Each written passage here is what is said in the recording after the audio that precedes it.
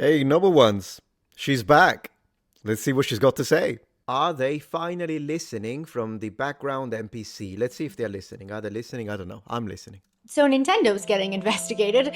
Ubisoft came out and said, yeah, our last Assassin's Creed game may have flopped, but Thank also, we totally won. And Square Enix is laying off hundreds of people in the West, all within the last 2 weeks. And I am sitting here thinking, okay, what timeline is this? Because for years, these massive companies have felt completely untouchable. They would make whatever decisions they wanted, we would complain, give feedback, vote with our wallets, and it just didn't really matter. We would point out problems and get told that we were the problem. Gaming journalists would write these long articles explaining why actually we journalists were in the wrong and didn't understand game development. Studios would then double down on the exact things we hated. But something is different now, and we have been watching this shift happen over the last year or two, but the past 2 weeks, big things are happening. So let's get into it. Well, it's been 2 months since my last Nintendo check-in, and even though it has been a rocky relationship for me,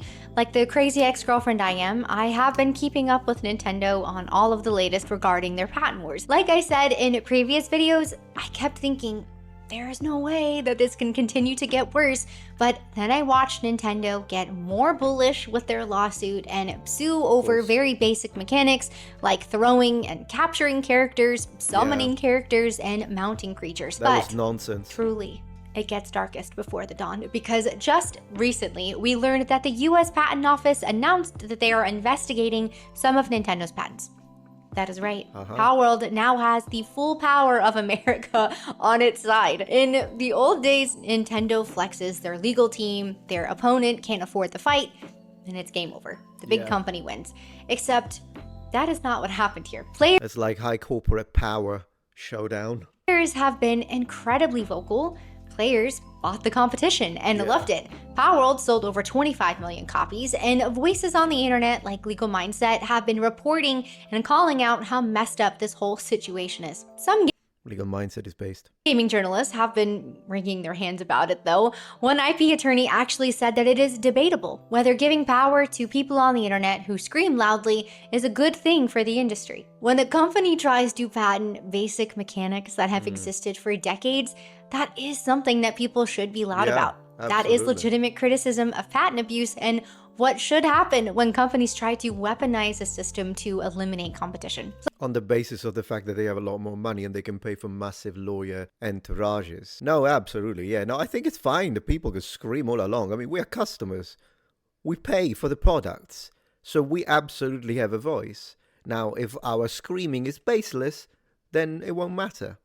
But if our screaminess is based on reality and that there is some kind of, like, as she's saying, weaponizing of the law just because of financial means, then yeah, that's good. Players noticed, legal experts noticed, the patent office noticed, and now Nintendo has to actually defend why they should own basic game mechanics. Hint, they shouldn't. It didn't stop there.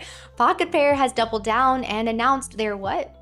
Their version of Animal Crossing with Pal Farm. Hoyoverse has announced Petite Planet, and I am still mad that I can't seem to get into the coziness beta.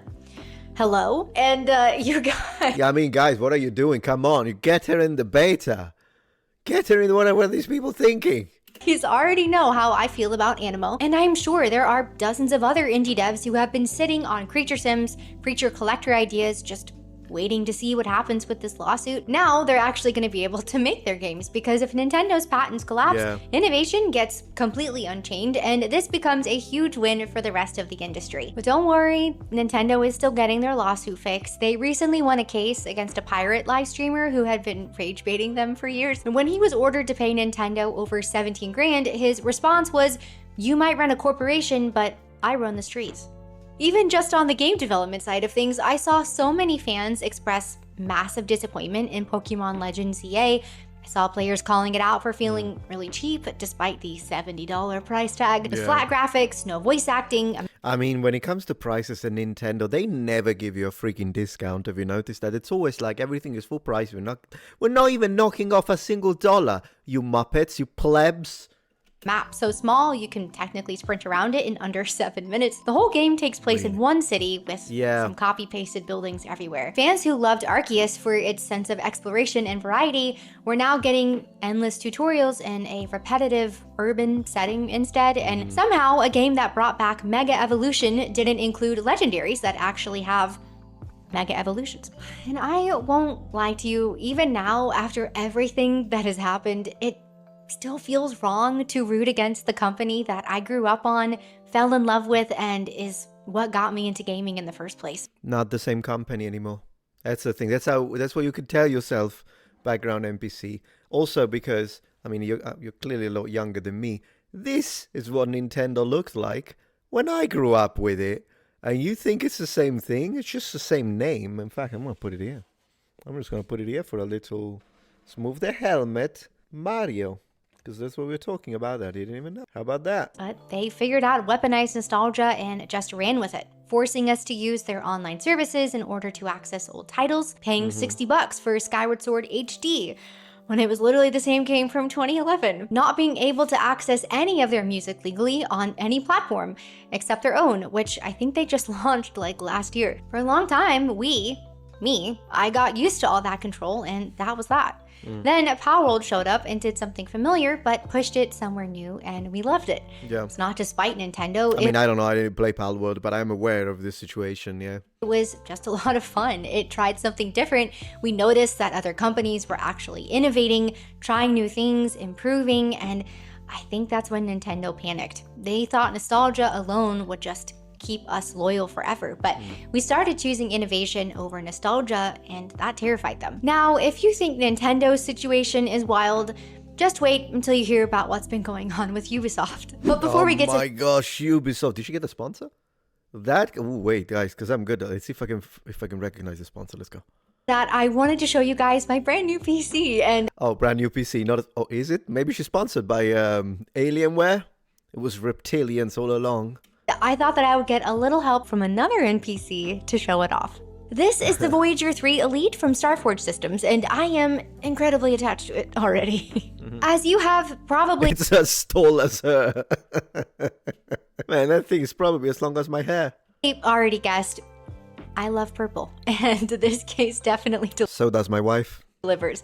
Lavender glow, plum shadows, neon accents, cute little jellyfish and city signs, Holy. the whole cyberpunk aesthetic. I also now have a whole waifu inside my computer, and she is lovely. I mean, just look at her. That Those looks big good, though. eyes, that pastel hair, the neon accents that match the purple glow so perfectly.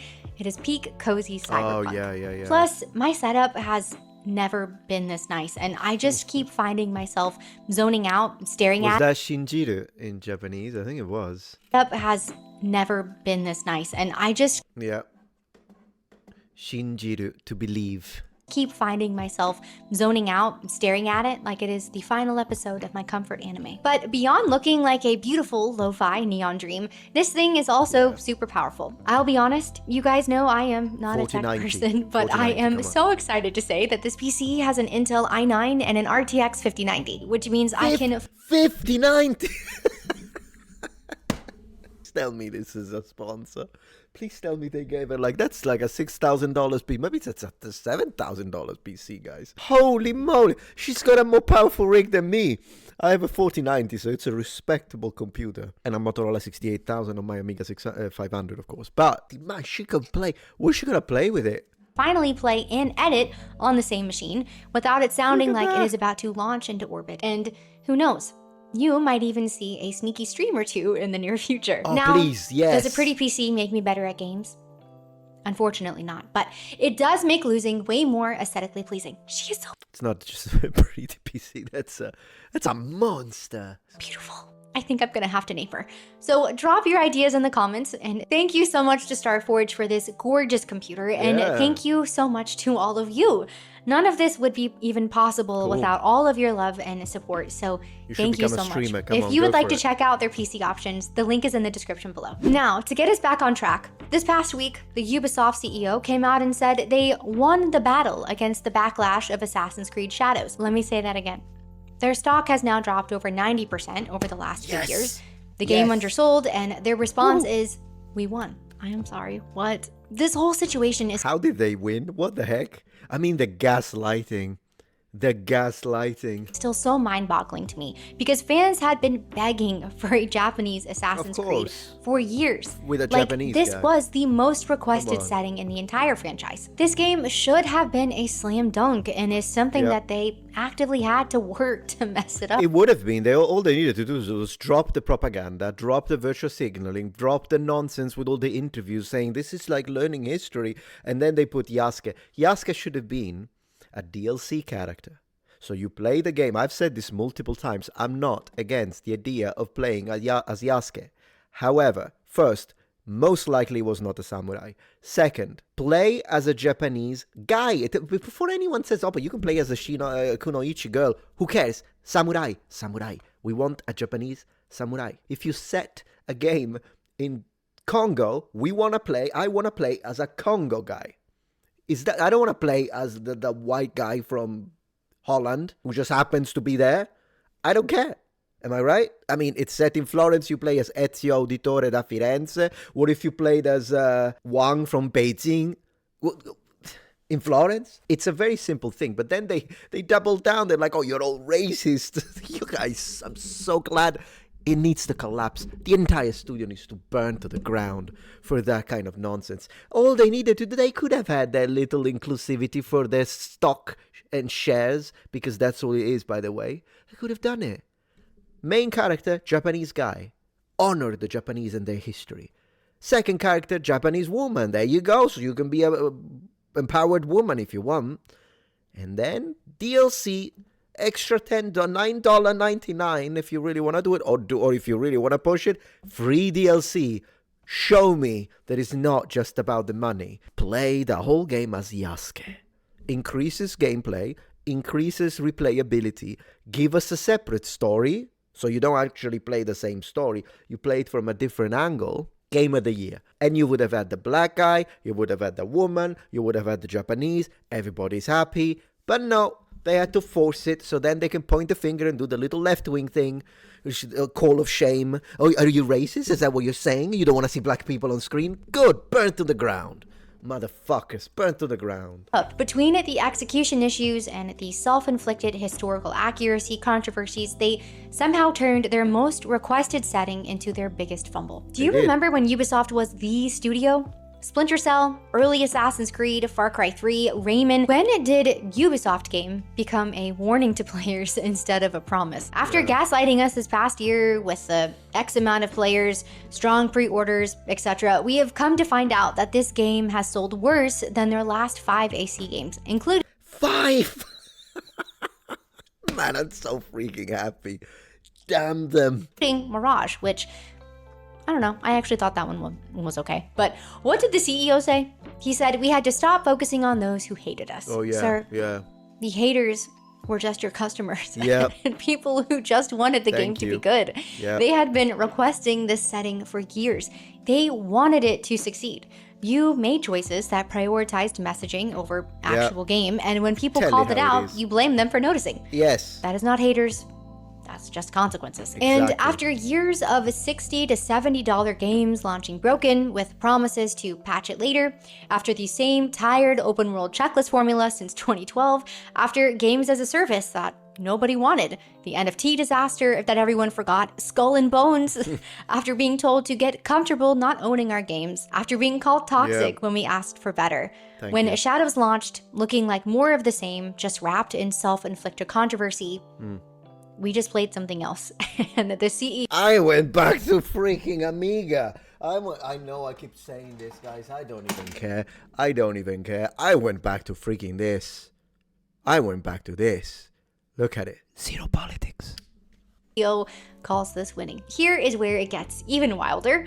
Tencent, yeah, that Tencent, just put over $1 billion into Ubisoft to fund the subsidiary that houses Assassin's Creed and a lot of their big franchises, but at the same time, they are cutting Western studios loose left and right, laying off people at Shark Mob completely, shutting down the outsiders. One of their VPs literally said there might be less investment in some areas in the West, which is just corporate speak for yeah, we're backing away. So Ubisoft is getting money from a company that is actively giving up on Western studios. Make it make sense. And just days after their CEO claimed they won, Ubisoft delayed their earnings report and halted share trading because nothing says victory quite like that. But if you do think that their collapse is dramatic, Square Enix's actions this week show exactly what happens when publishers finally start doing the math. This week, Square Enix announced massive layoffs across their Western studios and staff members. And when you look at what they have been doing the last 2 years, the pattern is pretty obvious. They sold Crystal Dynamics, which is actually going through more layoffs right now,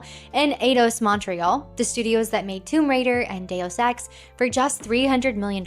They shut down Luminous Productions, and now hundreds more layoffs. Meanwhile, their Japanese studios are a bit more mixed. Final Fantasy XVI did pretty well, and Yeah, I know it was good. people either loved or hated this one. I actually really loved No, it. was I think fine. the depth of the I didn't really love it. If you want to talk about the Final Fantasy, I really loved Tactics. 12 was decent, very good, in fact. No, not decent. 12 was great. Oh, 12, no, I'm getting confused. 10 was fantastic as well. lore and the story and the voice acting was extremely well done, but we have Yeah. definitely seen some mixed feedback on the Final Fantasy VII remake and Stranger of Paradise. So what is going on? I think that Square Enix looked at their numbers and realized that their Western teams were failing on basically every level. First, the creative stuff. Localization teams were, let's just say, sometimes taking liberties, changing dialogue, altering character personality, Political correctness.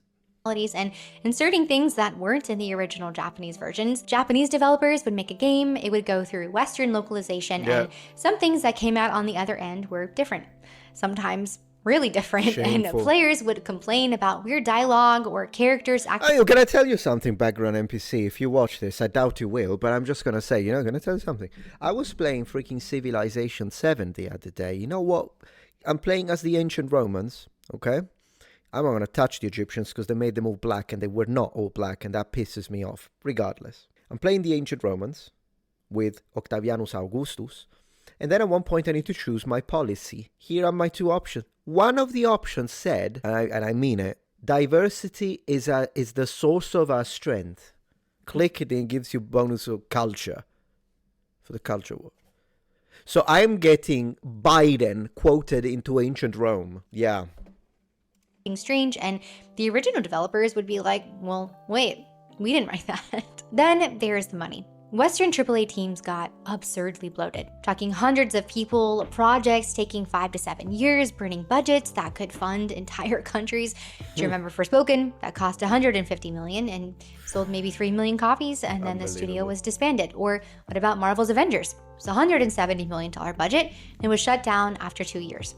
Compare that to something like Elden Ring, which had 200 people, 4 years, still a huge budget, maybe 150 to 200 million, but it sold 25 million copies, and Square Enix noticed that. They also noticed that they started to lose a lot of money when it came to their Western projects. They noticed that games like Clear Obscure captured hearts and wallets in the West, while citing that they took heavy inspiration from old Final Fantasy games.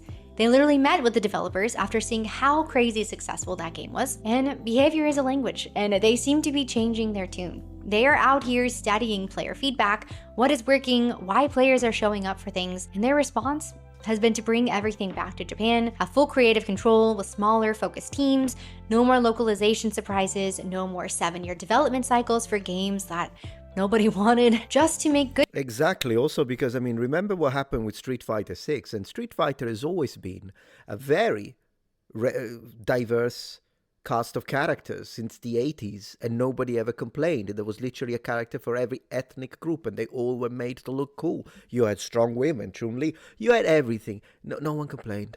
All these patriarchy, masculist, racists, white supremacists, no one complained. We were all loving the game. Then Street Fighter 6 comes along, and it's like once again, it's a progressive wet dream, and it's a mess. It's terrible, and it's a shame.